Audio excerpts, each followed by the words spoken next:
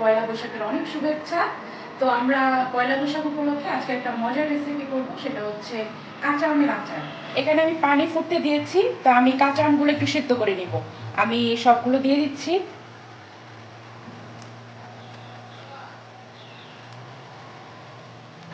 আমরা আমটাকে 2-3 মিনিটের জন্য ঢেকে সিদ্ধ করে নিব। আমাদের আমটা সেদ্ধ হয়ে গেছে, আমরা এখন এটা নামাই নিব।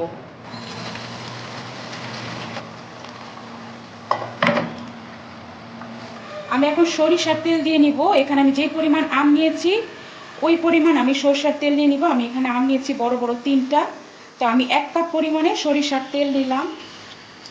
তারপরে আমি এখানে কয়েক টুকরা রসুন দিয়ে দিব। এখানে আমি মিডিয়াম সাইজের একটা রসুনের মতো আমি নিয়েছি। আমি এখানে 7-8টার মতো শুকনো মরিচ দিয়ে দিলাম। আর হচ্ছে আমি এখানে 3 চা চামচের মতো গোটা পাঁচফোড়ন দিব। আমি এখানে পাঁচফোড়নটা আস্তে রেখেছি, কারণ আমি এইভাবে দিতেই পছন্দ করি। আমি 3 চা চামচের মতো পাঁচফোড়ন দিয়ে দিলাম। আমি এখন এটা খুব ভালো মতো তেলের মধ্যে ভেজে দেব।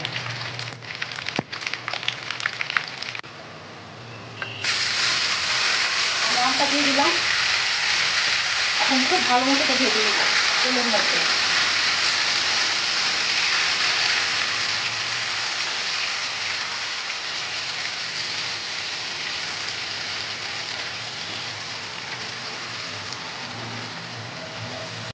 আমি এখানে শুকনো মরিচ গুঁড়া দিয়ে দিচ্ছি, এটা কালার এবং ঝাল দুইটাই অ্যাড করবে।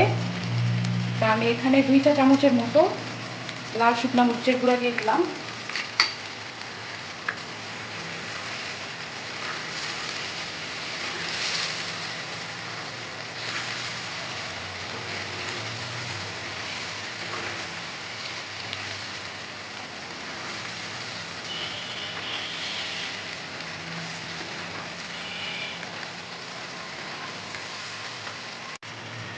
আমি এখানে চিনি অ্যাড করে দিচ্ছি 3 টেবিল চামচের মতো, কারণ যেহেতু আমার আচারের পরিমাণটা অল্প আর আমি কিন্তু এটা বেশিক্ষণ সংরক্ষণ করব না, আমরা কিন্তু এটা ইনস্ট্যান্ট খেয়ে ফেলবো, এই জন্য আমরা খুব বেশি পরিমাণে বানাই নাই। আপনারা এটা খুবই ঝটপট খুব অল্প সময়ে আচারটা বাসায় তৈরি করতে পারেন।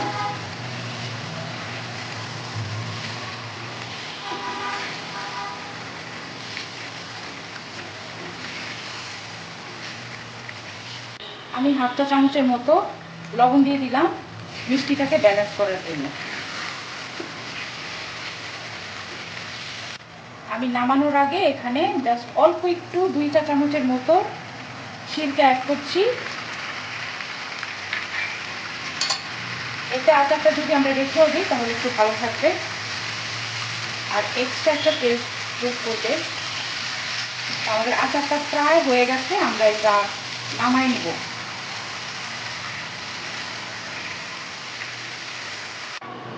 আমাদের আচারটা শেষ, আমরা একটা বাটিতে এটা বেড়ে নিচ্ছি।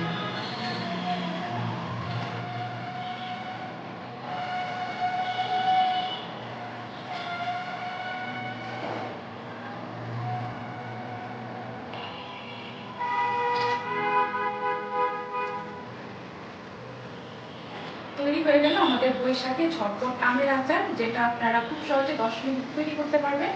আর এটা খুব সহজে আপনারা ভাত, পোলাও, আলু ভর্তা যে কোনো ধরনের খাবারের সঙ্গে আপনারা সার্ভ করতে পারবেন এবং এটা খুবই ইজি এবং ইনস্ট্যান্ট।